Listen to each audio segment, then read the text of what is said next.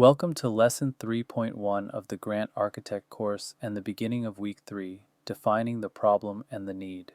This week's theme is that the need drives the deed, meaning that a strong proposal must be rooted in a verifiable problem affecting real people.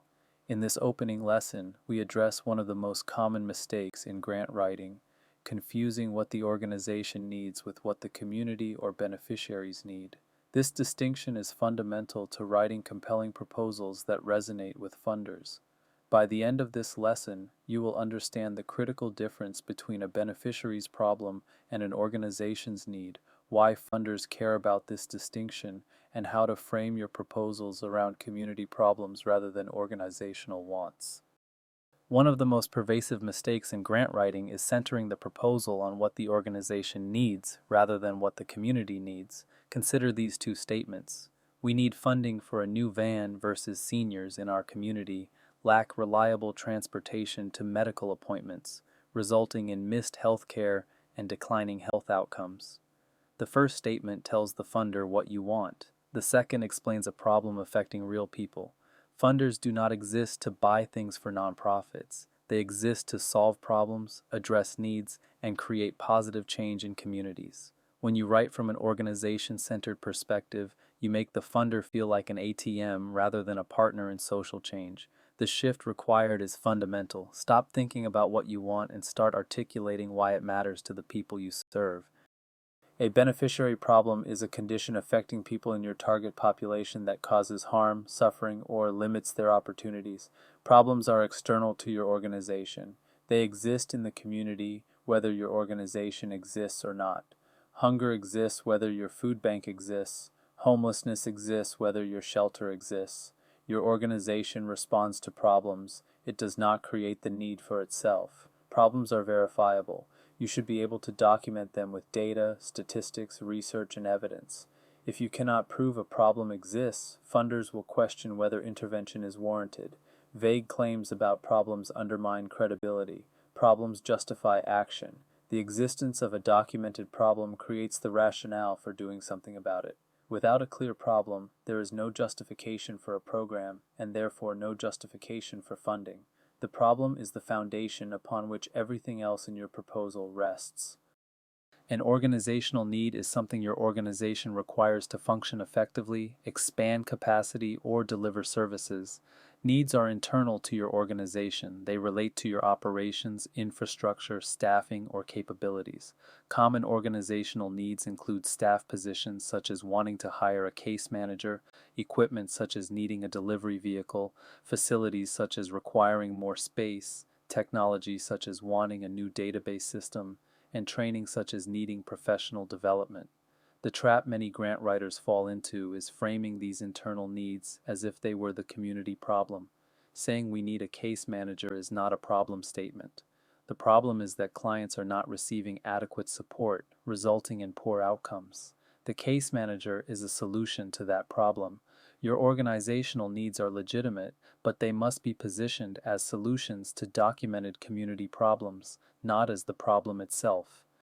Understanding why funders care about this distinction helps you write more effectively. Mission alignment drives foundation giving. Foundations are created to address specific social problems such as poverty, disease, educational inequity, and environmental degradation. When you frame your request around a community problem that aligns with their mission, you speak their language and connect to their purpose. Accountability requirements mean funders must justify their grants to boards of directors, trustees, and in some cases, the public. Saying we gave them money to buy a van is a weak justification. Saying we funded a solution that reduced missed medical appointments by 40% is compelling. Impact focus reflects modern philanthropy's emphasis on outcomes. Funders increasingly want to fund change, not simply sustain organizations. Problem-centered framing demonstrates you are focused on creating impact, not just surviving as an organization. Credibility assessment happens through your problem framing. How you articulate the problem reveals how deeply you understand the issue. Sophisticated problem analysis signals a sophisticated organization. When you find yourself writing about organizational needs, use this translation exercise to shift to beneficiary-centered framing. Start with what your organization wants or needs. Be honest with yourself. Maybe you need a new building, more staff, updated technology, or program supplies. There is nothing wrong with having needs. Then ask why you need this and what problem it solves. A new building is not needed for its own sake. It is needed because current space limits how many people you can serve. More staff is needed because current caseloads result in inadequate attention to clients. Ask again who is affected by this problem and how they are harmed. The people affected are not your staff who are overworked. The people affected are your clients who receive inadequate services, wait too long for help, or cannot access services at all. The result is a beneficiary-centered problem statement that positions your organizational need as a solution to a community problem. This reframing transforms your request from "please give us money for things" to "here is a problem affecting vulnerable people, and here is how your investment can solve it." Let us trace the progression from organization-centered to beneficiary-centered framing using a common request, a vehicle. The wrong approach states we need $40,000 to purchase a new delivery van. This tells the funder nothing about why the van matters. It reads as a shopping list item. A better approach explains that our current van has broken down repeatedly, limiting our capacity to deliver food to homebound seniors. This adds context but still centers the organization's operational challenge. The best approach frames the problem from the beneficiary perspective. Homebound seniors in rural Jefferson County are experiencing food insecurity because they cannot travel to food distribution sites and lack access to reliable delivery services. Over 200 seniors have been waitlisted for home delivery due to transportation limitations. Notice the progression from organizational want to operational issue to community impact. Each step moves further from what you need toward why it matters to real people. The van becomes a solution to food insecurity, not an end in itself. Here is another common request, a staff position. The wrong approach states we need funding for a bilingual case manager position. This tells the funder you want to hire someone, but not why it matters.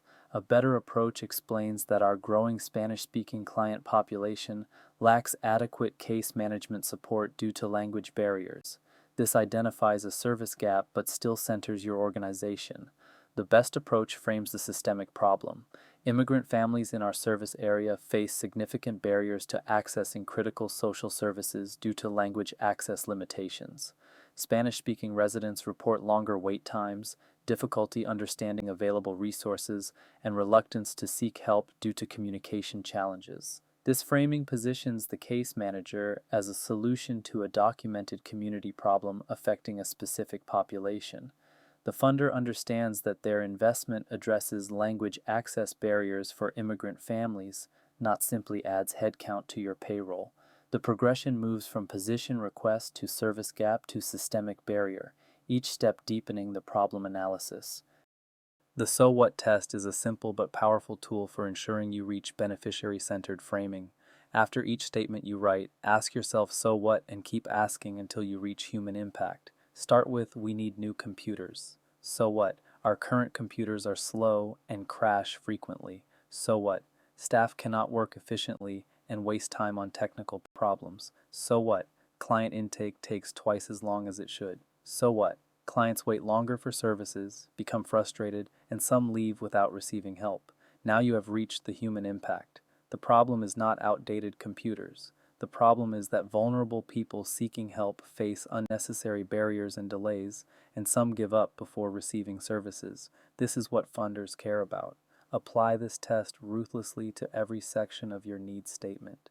If you cannot answer "so what" with a clear human impact, you have not dug deep enough into the real problem your proposal addresses. A particularly insidious trap is circular logic in problem framing. The statement, "the problem is that we do not have enough funding to serve everyone who needs help," sounds reasonable but fails the logic test. Lack of funding is never the root problem. It is a constraint that limits your response to problems, but it is not the problem itself. If lack of funding were the problem, then having funding would be the solution, which tells funders nothing about impact. The reality is that funding solves problems. It is not the problem itself. Funders provide funding to address community problems. Asking them to fund you because you lack funding is circular and unpersuasive. To reframe, ask yourself what you would do with the funding and what problem that would solve. If you had more funding, you could serve more people. Why do those people need to be served? Because they face specific challenges, barriers, or conditions that harm their well-being. That is your problem statement. Once you have identified the beneficiary problem, you must prove it exists. Assertions without evidence are merely opinions, and funders will not invest based on opinions alone. Quantitative data provides the statistical foundation for your problem statement. How many people are affected? What is the rate of the problem? How does your community compare to state or national averages? Is the problem getting worse over time? These numbers establish the scope and severity of the issue. Qualitative data provides the human dimension. What do affected people say about their experiences? How does the problem impact daily life? What barriers do they face? Stories, quotes, and community voice bring statistics to life. Both types of evidence are needed for a compelling needs statement. Numbers provide scale and demonstrate that this is not an isolated issue. Stories provide humanity and help funders connect emotionally to the people they would help. We will explore data sources and evidence gathering in depth throughout this week. Understanding common problem categories helps you frame issues appropriately. Access problems occur when people cannot reach or obtain needed services. Barriers might include geographic distance, transportation limitations, cost, eligibility restrictions, language barriers, or limited availability.